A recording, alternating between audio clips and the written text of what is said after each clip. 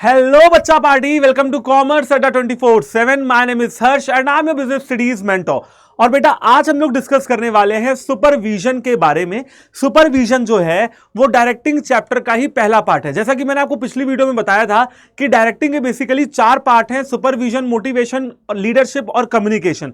आज हम लोग उसमें से पहले पार्ट्स को डिस्कस करने जा रहे हैं। और मेरे पीछे एक फोटो दिख रही होगी, उस फोटो में कोई तो है जो इस इंसान के ऊपर, बेचारे एम्प्लॉय के ऊपर, सीधे साधे से इंसान के ऊपर नजर रखा हुआ है। तो बेटा ये कौन है? ये है हमारे सुपरवाइजर। सुपरवाइजर का बेसिकली काम ये होता है कि वो एम्प्लॉइज के रूटीन वर्क को मॉनिटर करता रहे, चेक करता रहे कि जो इसको मैंने कल काम दिया था वो हुआ कि नहीं हुआ, जो आज दिया है वो कर रहा है कि नहीं कर रहा है, जो आगे देने वाला हूं उसकी क्या प्लानिंग है। तो डेली रूटीन के वर्क को चेक करता रहता है। जैसे एक टीचर, स्कूल का टीचर, जब आप 4th-5th क्लास में होंगे तो आपको पहले होमवर्क देते थे एंड नेक्स्ट डे उस होमवर्क को वो चेक करते थे, राइट? तो कुछ ऐसा ही सुपरविजन में भी होता है। बेसिकली सुपर का मतलब होता है आपका बेस्ट और विजन का मतलब होता है व्यू। ठीक है भाई, तो इससे निकलता है सुपरविजन का मतलब हम ये कह सकते हैं, सुपरविजन का मतलब होता है बेस्ट व्यू। देखो, सुपर का मतलब है बेस्ट, सुपर का क्या मतलब निकलता है? सुपर का मतलब निकलता है बेस्ट और विजन का मतलब निकलता है बच्चा पार्टी व्यू।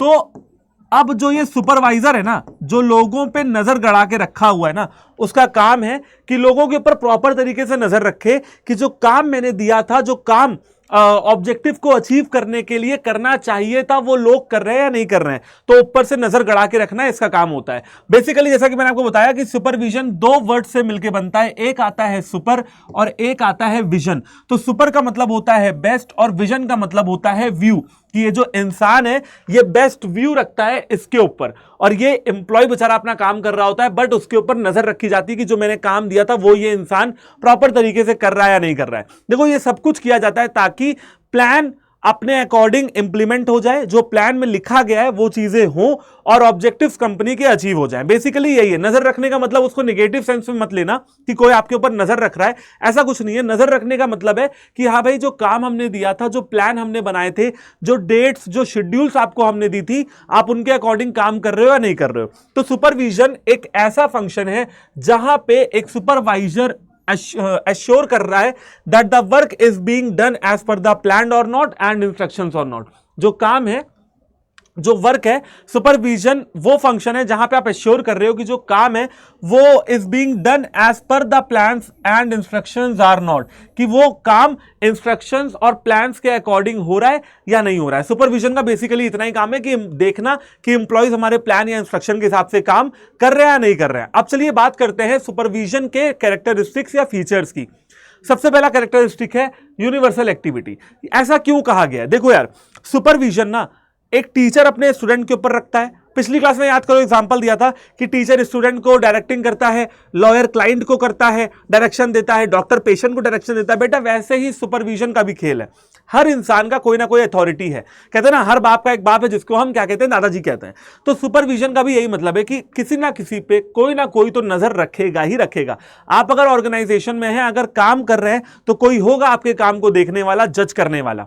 ठीक है, आप अगर घर में पढ़ाई कर रहे हैं तो पेरेंट्स वो जिम्मा उठाते हैं। आप अगर स्कूल में हैं तो कौन देखेगा? टीचर्स देखेंगे। और टीचर के ऊपर, टीचर को प्रिंसिपल देखेगा, प्रिंसिपल को टीचर को वाइस प्रिंसिपल देखेगा, वाइस प्रिंसिपल को प्रिंसिपल देखेगा, प्रिंसिपल को फाउंडर देखेगा। कोई ना कोई किसी ना किसी के ऊपर सुपरविजन जरूर कर रहा होगा।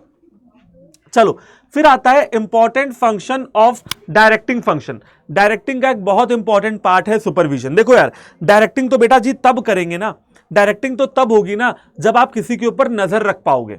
जब आप नजर ही नहीं रखोगे तो काहे की डायरेक्टिंग? बेटा अब जैसे मैं कहूं कि भैया टीचर है, अब टीचर अगर बच्चों के ऊपर नजर नहीं रखेगा, देखो टीचर के माइंड में कुछ बच्चों की इमेज तो बनी जाती है। टीचर बहुत जल्दी चेहरा देख के पकड़ लेते हैं कि कौन बच्चा कैसा है पढ़ने लिखने में, तो वो जज करता है एंड फिर अच्छे बच्चों को भी मॉनिटर करता है और खराब बच्चों को भी मॉनिटर करता है। खराब बच्चों को क्यों मॉनिटर करता है? ताकि खराब बच्चे अच्छे हो जाएं और अच्छे बच्चे और अच्छे हो जाएं। बेसिकली यही काम मैनेजर भी करता है। वो खराब इंप्लॉयज को भी देखता है, अच्छे एम्प्लॉयज को भी देखता है, अच्छे और अच्छे हो जाएं और खराब वाले या जो कम मेहनत से काम कर रहे हैं वो और अच्छे मेहनत से काम करें।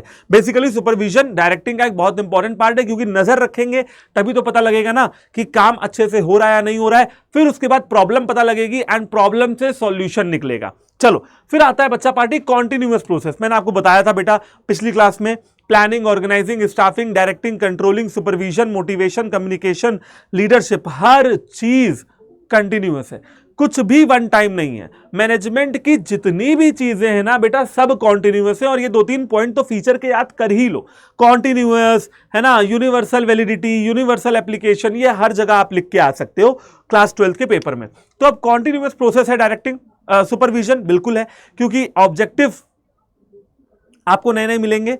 सुपरविजन में बेसिकली करना क्या है, एम्प्लॉइज को काम देना है और देखना है कि काम कर रहे हैं या नहीं कर रहे हैं। यहां पे जो सुपरवाइजर होगा ना, वो एम्प्लॉय से direct face to face contact में होगा। कौन होगा? सुपरवाइजर जो होगा, यहां पे जो सुपरवाइजर होगा ना, वो एम्प्लॉय से direct face to face contact में रहेगा। बस बड़ी सिंपल सी बात है, ठीक है। तो डायरेक्ट टू फेस कांटेक्ट कहां पे हो पाता है? वो सुपरविजन में ही हो जाता है। क्या वो कह सकते हैं कि किसी और फंक्शन में होता है? नहीं, सुपरवाइजर का काम ही होता है एम्प्लॉइज से मिलते रहना, एम्प्लॉइज को गाइड करते रहना, एम्प्लॉइज को इंस्ट्रक्ट करते रहना, उनको समझाते रहना, सिखाते रहना नई नई चीजों को। Ensures required level of performance. देखो बेटा, सुपरवाइजर का काम सिर्फ देखना नहीं है। अगर वो देखते देखते एक चीज पे आया कि यार ये एम्प्लॉय बिल्कुल खराब काम कर रहा है, बिल्कुल मेहनत से काम नहीं कर रहा है एंड बहुत आलसी है, तो सुपरवाइजर का एक और काम है, पता है क्या? उसको समझाना, सिखाना और उससे काम निकलवाना। At the end of the day भाई नजर रख के क्या करेंगे? निकालना तो है नहीं, एम्प्लॉय को निकाल तो सकते नहीं हो, तो निकालने वाला ऑप्शन छोड़ दो कि भैया कोई खराब एम्प्लॉय है तो उसको हम निकाल देंगे। वो तो वर्स्ट केस सिनेरियो हो गया कि बहुत बुरा हो जाएगा तो हम एम्प्लॉय को निकाल देंगे। लेकिन जब तक एम्प्लॉय अच्छे से काम कर रहा है, जब तक वो मेहनत और कर सकता है, बेटर होने के चांसेस हैं। सुपरवाइजर का काम होता है एम्प्लॉय को चीजों को समझाना, सिखाना, गाइड करना, इंस्ट्रक्ट करना। Optimum utilization of human resources. Human resources हो, फाइनेंशियल रिसोर्सेज हो, फिजिकल रिसोर्सेज हो, यानी लैंड, बिल्डिंग, प्लांट, मशीनरी, सबका बेहतर तरीके से यूटिलाइजेशन हो, सबका प्रॉपर यूटिलाइजेशन हो, किसी का भी कोई भी वेस्टेज ना हो, यह भी सुपरवाइजर का काम है। वो लोगों को भी देखता है, वो सामान को भी देखता है, वो पैसे को भी देखता है, हर चीज सुपरवाइजर को लेके चलनी है। एंड लोअर लेवल मैनेजमेंट के लिए सुपरवाइजरी जो फंक्शन है वो बहुत इंपॉर्टेंट होता है भाई। लोअर लेवल मैनेजमेंट ही बेसिकली वो लोग होते हैं जो वर्कर्स से, लेबर से और एम्प्लॉइज से डायरेक्ट टच में रहते हैं, ठीक है। लोअर लेवल मैनेजमेंट ही वो लोग हैं जो कंपनी की पॉलिसीज को वर्कर्स तक पहुंचाते हैं। तो सुपरवाइजर का काम बेसिकली जहां एम्प्लॉइज होंगे वहां लोअर लेवल मैनेजमेंट होगा, जहां लोअर लेवल मैनेजमेंट होगा वहीं पे सुपरवाइजर का भी काम आएगा, नहीं तो नहीं आएगा। चलिए अब बात करते हैं बच्चा party role of a supervisor का, कि सुपरवाइजर का क्या कुछ अहम रोल है वो समझते हैं। देखो सबसे पहले तो जो सुपरवाइजर है ना, वो एक की मैन है। सर ये की मैन क्या होता है? चाबी वाला इंसान? नहीं, की मैन का मतलब है जिसके पास हर समस्या की समाधान हो, जिसके पास हर ताले की चाबी हो। A person who has solution to every problem, ये होता है रोल एक सुपरवाइजर का। तो सुपरवाइजर एक की मैन है, ठीक है, कि उसके पास हर प्रॉब्लम का क्या है? उसके पास हर प्रॉब्लम का सॉल्यूशन है। और ये कौन है? ये आपका सुपरवाइजर ही है जिसके पास हर प्रॉब्लम का सॉल्यूशन है, ठीक है। As a mediator, supervisor mediator है। किसके बीच में मीडिएटर है बेटा? वो मीडिएटर है मैनेजमेंट के बीच में, वो मीडिएटर है मैनेजमेंट के बीच में और वर्कर्स के बीच में, मैनेजर्स के बीच में और वर्कर्स के बीच में। और इसके अलावा जो सुपरवाइजर है ना, वो ह्यूमन रिसोर्स स्पेशलिस्ट है। कहां चला गया? ये है, हाँ, जो सुपरवाइजर है वो आपका ह्यूमन रिसोर्स स्पेशलिस्ट भी है, ह्यूमन रिलेशन स्पेशलिस्ट है, क्योंकि सुपरवाइजर ही वो इंसान है यार जो लोगों से रिलेशन बना के रखता है। बेसिकली बात इतनी सी है कि सुपरवाइजर ही वो इंसान है जो लोगों से, वर्कर से बातचीत करता रहता है, उनसे अच्छे रिलेशन बना के रखता है। देखो किसी भी ऑर्गेनाइजेशन की सफलता का मतलब ये नहीं होता कि कागज पे लिख के दे दिया, जाओ काम कर लो तो हो जाएगा। बेटा आपको भी एम्प्लॉइज की भावनाओं को समझना पड़ेगा। आखिरकार हम इंसान हैं और इंसान सिर्फ एक ही चीज पे रन करते हैं, वो है भावनाएं, एंड सेकेंड चीज है पैसा, ठीक है। हो सकता है कि पैसा आप अपने एम्प्लॉय को कम भी दें, लेकिन अगर ट्रीट अच्छे से नहीं करेंगे ना तो वो कल छोड़ देगा। पैसा कम देंगे तो हो सकता है साल भर बाद छोड़े, लेकिन अगर उससे बिहेव नहीं करेंगे ना अच्छे तरीके से तो वो कल छोड़ देगा आपकी कंपनी को, ठीक है। तो पैसा हर एम्प्लॉय के लिए सेकंड बात आती है, पहले आती है उसकी इज्जत, उसका मान सम्मान एंड उसका वर्क कल्चर, वर्क इन्वायरमेंट। वो अगर अच्छा होगा, एम्प्लॉय मेहनत करके पैसा ज्यादा कमा लेगा, वो एक अलग बात है, बट पहले आपका वर्क इन्वायरमेंट। तो ये रिलेशन बनाना सुपरवाइजर का ही काम होता है। सुपरवाइजर के अपने कुछ फंक्शंस भी हैं। सबसे पहला फंक्शन है फैसिलिटेट कंट्रोल। बेटा एम्प्लॉइज के ऊपर नकेल कसने का काम कौन करेगा? सुपरवाइजर। तो कंट्रोल, अब कंट्रोल का मतलब क्या होता है? सर कंट्रोल का मतलब वही होता है जो हम कहते हैं हमारे पापा मम्मी हमको कंट्रोल करके रखते हैं। नहीं, कंट्रोल का तो ये मतलब होता ही है कि कंट्रोल करके रखना, बट कंट्रोल का एक और मतलब होता है टू कीप एन आई, या चेक करते रहना कि जो हमने प्लान बनाए थे। कंट्रोल का एक और मतलब होता है कि भैया चेक करते रहो कि जो हमने प्लान बनाए थे ना वो अचीव हो रहे हैं या नहीं हो रहे हैं।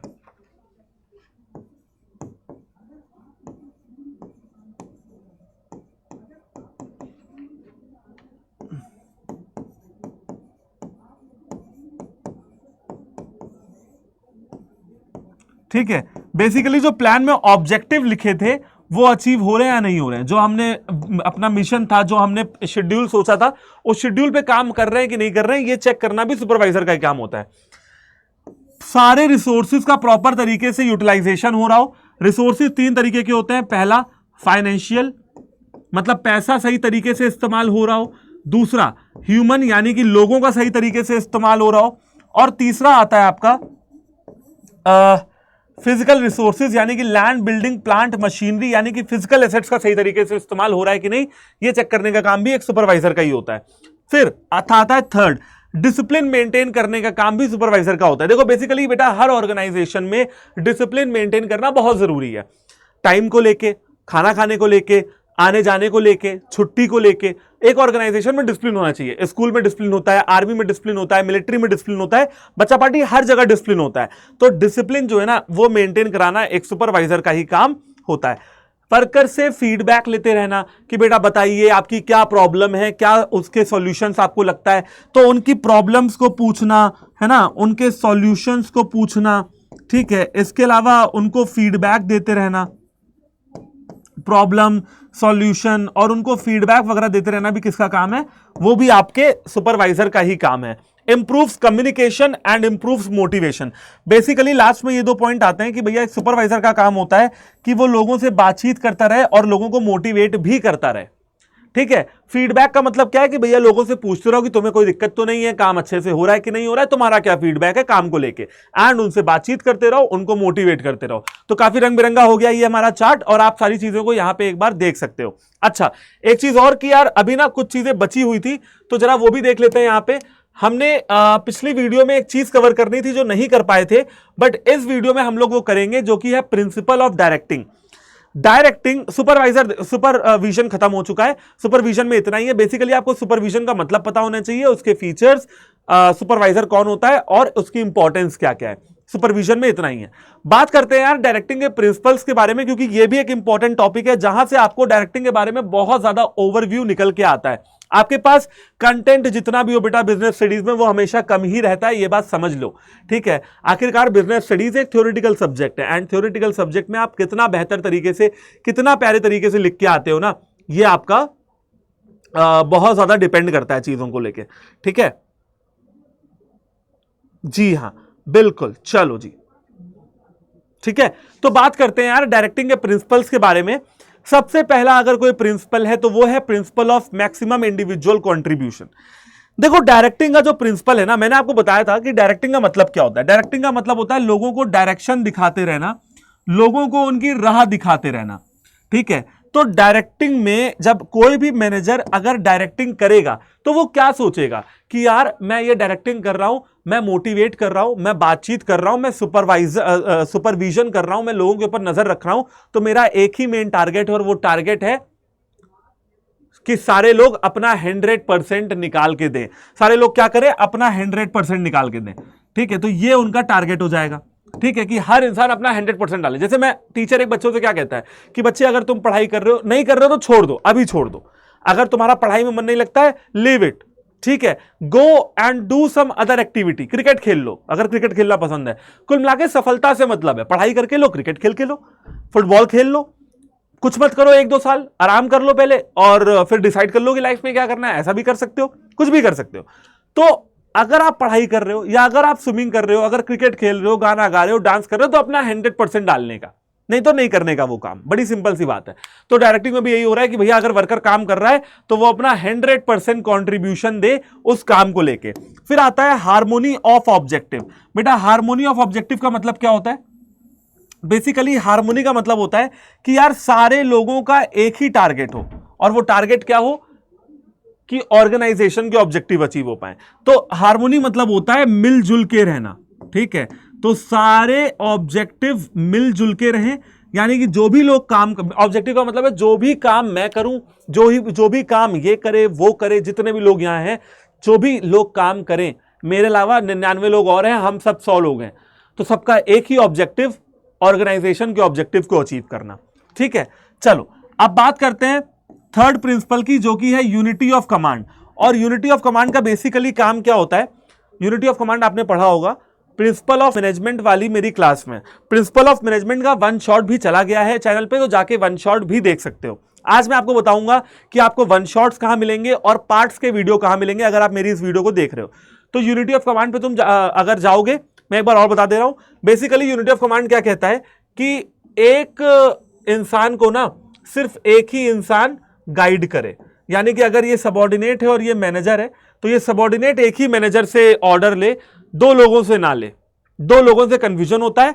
तो डायरेक्टिंग में सीधा सा बात है कि भैया यूनिटी ऑफ कमांड, कि मैनेजर एक ही इंप्लॉय को, मतलब एक इंसान, एक सबऑर्डिनेट एक ही मैनेजर से ऑर्डर ले, 10 लोगों से ऑर्डर ना ले। एक सबऑर्डिनेट एक ही इंसान से डायरेक्शन ले, 10 लोगों से डायरेक्शन ना ले। फिर आता है एप्रोप्रिएटनेस ऑफ डायरेक्शन टेक्निक। देखो यार, ये बड़ी बहुत लॉजिकल बात बताने वाला हूं, ध्यान से सुनना, बहुत ज्यादा लॉजिकल बात होने वाली, ध्यान से सुनना। डायरेक्टिंग की बेसिकली 4 टेक्निकें मैं शॉर्ट में लिखता हूं: सुपरविजन, मोटिवेशन, लीडरशिप और कम्युनिकेशन। एसएमएलसी, सुपरविजन, मोटिवेशन, लीडरशिप और कम्युनिकेशन। अब ये बताओ, एक एम्प्लॉई एक ऑर्गेनाइजेशन में ना, सोचो, मैं बस बात कर रहा हूं आपसे, एक ऑर्गेनाइजेशन में ना जो एम्प्लॉई है ना, एक एम्प्लॉई बहुत दुखी था, सुबह सुबह आया और फूट फूट के रोने लगा, कुछ किसी से बात नहीं कर रहा है, बहुत परेशान था, बहुत हताश था, डिप्रेशन में चला गया था। लीडर ने सोचा कि चलो इसको ना, मैनेजर ने सोचा कि चलो इसको क्या करते हैं, इसको थोड़ा समझाते हैं, सांत्वना देते हैं। अब सवाल मेरा यह है आपसे कि अगर आप मैनेजर होते तो उसके साथ क्या करते? डायरेक्टिंग करते? डायरेक्टिंग में क्या करते? उसको सुपरवाइज करते, वो बंदा रो रहा है, ध्यान रखना, हताश है बिल्कुल, उसको मोटिवेट करने की कोशिश करते, उसको लीड करने की, उसका लीडर बनने की कोशिश करते, या फिर उससे बातचीत करने की, कम्युनिकेट करने की कोशिश करते? आपका जवाब 2 ऑप्शन में आके टिक रहा होगा, एक तो मोटिवेशन, एक तो कम्युनिकेशन। सुपरवाइजन तो नहीं करोगे बेटा इस सिचुएशन में उसको, तो सुपरविजन को हटा दो, लीडरशिप को हटा दो, बचता है मोटिवेशन और कम्युनिकेशन। अब दोनों में से एक चुनना है। सुपरविजन तो नहीं करोगे, बच्चा वो एम्प्लॉय बहुत बुरा मान जाएगा, लीडर भी नहीं बनोगे, उसके नेता भी नहीं बनोगे, तब भी बुरा मान जाएगा। या तो मोटिवेट करोगे या तो कम्युनिकेट करोगे, क्या करोगे? मैं बताता हूं, अगर मैं मैनेजर होता तो मैं क्या करता। हो सकता है आपका कुछ और हो, इसमें दोनों ही गलत नहीं होंगे। मैं बेटा उससे पहले बात करता, अगर कोई रो रहा है ना, तो आपको उसको जरूरी नहीं कि हमेशा मोटिवेशन ही करना हो, मोटिवेशन हमेशा जरूरी नहीं होता है, कभी कभी सिर्फ सुन लेना, सिर्फ बात कर लेना एक इंसान के बोझ को हल्का कर देता है। क्योंकि मैं इस फीलिंग को समझता हूं, तो मैं कम्युनिकेशन करता अगर मैं कंपनी का मैनेजर होता, समझे ना। तो डायरेक्टिंग की टेक्निक का सही इस्तेमाल करना भी बहुत जरूरी है, कि आप सही समय पे सही सुपरविजन, मोटिवेशन, लीडरशिप या कम्युनिकेशन करें, जो जहां पे उचित लगे वो वहां पे करें। फिर आता है प्रिंसिपल ऑफ मैनेजरियल कम्युनिकेशन, ठीक है। अब एक बात और, मैनेजर्स जो है बच्चा पार्टी, मैनेजर्स को हमेशा लोगों से बातचीत करते रहना चाहिए। मैनेजर्स का ये फर्ज बनता है कि वो लोगों से बातचीत करते रहे। अगर मैनेजर्स बीच में जाके बातचीत करेंगे ना, तो बंदा मोटिवेट होता है, एम्प्लॉय को अच्छा लगता है, तो वो सारी भी चीजें। फिर आता है इनफॉर्मल ऑर्गेनाइजेशन। हर कंपनी में, मैंने आपको बताया था जब मैं ऑर्गेनाइजिंग पढ़ा रहा था, तो वहां पे भी मैं अभी आपको प्लेलिस्ट दिखा दूंगा बेटा जी। हर कंपनी में ना फॉर्मल भी 50% होना चाहिए और इनफॉर्मल भी 50% होना चाहिए। पूछो मैं ऐसा क्यों कह रहा हूं? मैं ऐसा इस वजह से कह रहा हूं क्योंकि बेटा काम के समय काम और बातचीत के समय बातचीत, दोनों जरूरी है अपनी अपनी जगह। फॉर्मल करोगे बहुत ज्यादा तो लोग आपस में बातचीत नहीं कर पाएंगे, बहुत डिले होगा डिसीजंस में। इनफॉर्मल करोगे तो हो सकता है ऑब्जेक्टिव पूरे ना हो पाए। तो आपको एक बैलेंस बना के चलना पड़ेगा, और डायरेक्टिंग में एक मैनेजर को इनफॉर्मल ऑर्गेनाइजेशन का प्रॉपर यूज करना पड़ेगा। देखो, अगर कोई मैनेजर है तो वो आपका सीनियर मैनेजर है, सही है, वो आपकी अथॉरिटी में है, सही है, वो आपको डांट सकता है, आपको काम दे सकता है। बट अगर इंसान से इंसान की पूछी जाए ना, तो आपको तब अच्छा लगेगा जब मैनेजर आपके साथ खाए पिए, उठे बैठे, दुख दर्द बांटे, बातचीत करे, तब अच्छा लगेगा।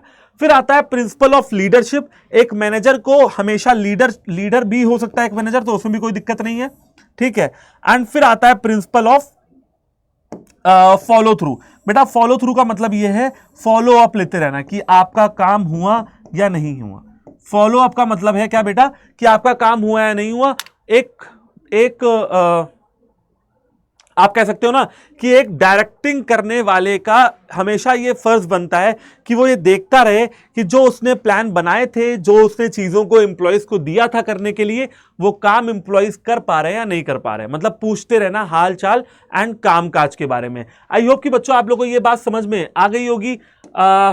Thank you very much for joining today session. I hope कि सारी चीजें आपको क्लियर होंगी। एंड इसी के साथ अभी सेशन खत्म नहीं हुआ है, प्लीज साथ में बने रहो क्योंकि मैं अब बताने जा रहा हूं आपको कि आपको सारी चीजें कहां मिलेंगी, कॉमर्स अड्डा कहां मिलेगा, ये सारी चीजें अभी मैं आपको डिस्कस करने वाला हूं। एंड किस तरह से आप जो है मेरी वीडियोस को और बाकी सारे टीचर्स की वीडियोस को देख सकते हैं एंड अपनी क्लास 12 की तैयारी प्रॉपर तरीके से कर सकते हैं। राइट, तो चलो ये देखते हैं। देखो तुम्हें क्या करना है, तुम्हें ना यहां पे जाना है। ओके एक मिनट, तुम्हें यहां पे जाना है और गूगल पे और तुम्हें डालना है यूट्यूब। और तुम जानते हो कि तुम्हारे यूट्यूब की ऐप भी तुम्हारे पास अवेलेबल है। सर्च में जाओ और डालो कॉमर्स अड्डा 247। क्योंकि आप वीडियो को देख रहे हो तो आप इस चैनल पे पहले से ही होगे, लेकिन फिर भी मैं आपको बता दे रहा हूं। यहां पे गए और कॉमर्स अड्डा 24/7 चैनल पे गए और ये देखो आ गए अमन सर हमारे। कॉमर्स अड्डा 24/7 पे जाओगे, यहाँ पे वीडियोस में जाओगे तो सबसे पहले तो आपको मेरी सारी वीडियो, सारे टीचर्स की वीडियोस आपको यहाँ पे दिख जाएंगी, चाहे वो गगन सर हो, अमन सर हो, प्रिंस सर हो। ठीक है, एंड डेली हम लोग ऐसी वीडियोस डाला करते हैं। देख लो आप सारी वीडियोस यहाँ पे हैं। अब शॉर्ट्स में आप जाके शॉर्ट्स को देख सकते हो, जो हम लोग शॉर्ट्स डालते हैं आपके लिए जानकारी डालते हैं।